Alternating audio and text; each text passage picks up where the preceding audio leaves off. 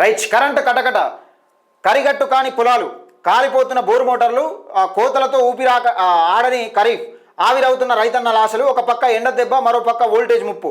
నాటు పడేదెప్పుడో, పైరు పైరు నువ్వేదెప్పుడో. పొలం తడవదు, మోటార్ నడవదు. 9 గంటలతోనే సరిపెడుతుండ్రు. పగలు రాదు, రాత్రి ఉండదు. మడులు ఎండి రైతుల కన్నీళ్లు చెమర్చే. పొలంలో పదును లేదు, మోటార్లో ప్రాణం లేదు. గ్రిడ్ భయం అధికారులది, పెట్టుబడి పోయే భయం రైతుది. గ్రిడ్ భయం అధికారులది, పెట్టుబడి పోయే భయం రైతులది. పంట దిగుబడి దేవుడెరుగు, వైండింగ్ ఖర్చులకే తడిసి మోపిడంటూ 24 గంటలు కరెంటు ఏమాయని రైతులకు. ఇప్పుడు రైతులు పొలాలు వేస్తూ ఉన్నారు. నేను చెప్తా ఉన్నా, మొన్న కూడా ఒక వీడియో చేసిన, ఒక రైతు కూలీలను పిలుచుకొని చాలా కష్టపడతా ఉంటే, ఇబ్బంది పడతా ఉంటే, కూలీలను పిలుచుకొని 10 గంటలకు వస్తారు, 5 గంటలకు పోతారు. వాళ్ళ మధ్యలో ఏం జరిగింది, ఏం కథ అన్నది అది ఇడిచిపెట్టి మొత్తం ఆ ఒక గంట ఎక్స్ట్రా చేయించుకుందామన్నా చేసే పరిస్థితి ఉంటుంది, చేసే పని కూడా ఉండదు. 5 గంటల తర్వాత చీకటి పడుతుంది.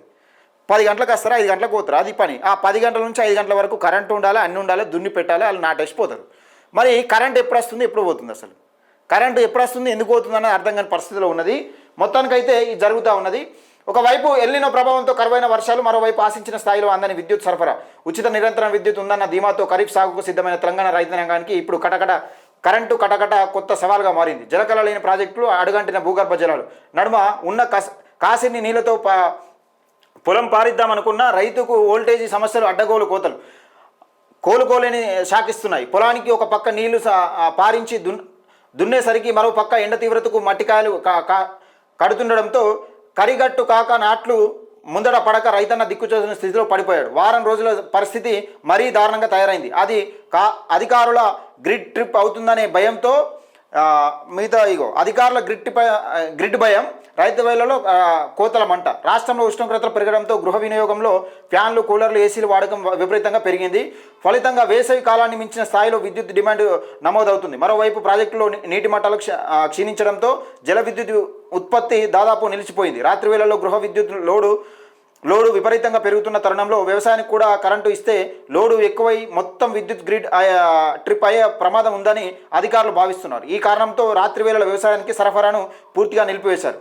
పగటిపూట 9 గంటల నుంచి 12 గంటల వరకు పాటు సరఫరా చేస్తున్నామని చెబుతున్న అప్పటికి అందులో నాణ్యత కొరబడింది. ఇక్కడ ఆ విషయం చూసుకుందాం ఒకసారి. అయితే రాత్రిపూట ఇప్పుడు ఎండలు కొడతా ఉన్నాయి, ఏసీలు, కూలర్లు అని మళ్ళీ ఎండాకాలం లెక్క పనిచేస్తూ ఉన్నాయి, ఎండలు కొడతా ఉన్నాయి. మరి రైతుల పరిస్థితి ఏంది, ఒకసారి దానికి సంబంధించిన వార్త చూసుకునే ప్రయత్నం చేద్దాం. 2వ పేజీలో ఉంది.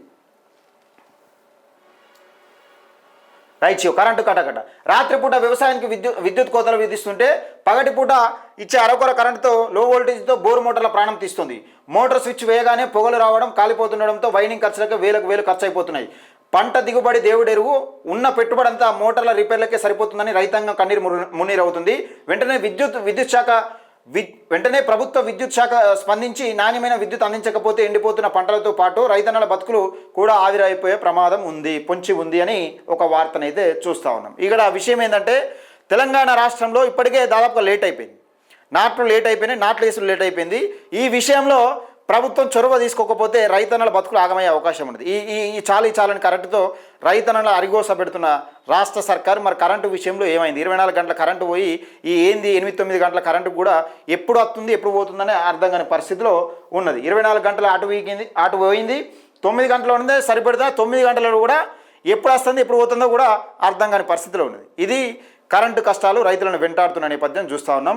మరి మీ జిల్లాలో కరెంటు ఎట్లుంటుంది, ఏం కథ, వరి నాట్లు అయినాయా కాలేదా, వాతావరణం అనుకూలించక ఇబ్బంది పడుతూ ఉంటే ఈ వరద నీరుతోనే ఏదో కాస్త కూస్తా చెరువుల నిండి వరద నీరుతో కాలువల ద్వారా, కినాల ద్వారా, వరద కాలువల ద్వారా మొత్తానికైతే నీరు వచ్చి చేరిన నేపథ్యంలో ఈ వర్షాలతో కాస్త కూస్తా నాట్లు వేసుకుందామంటే ఈ పరిస్థితి ఉన్నది. మరి మీ జిల్లాలో ఎట్లుందనేది ఒకసారి మీ అభిప్రాయాన్ని కామెంట్ సెక్షన్లో తెలియజేయండి.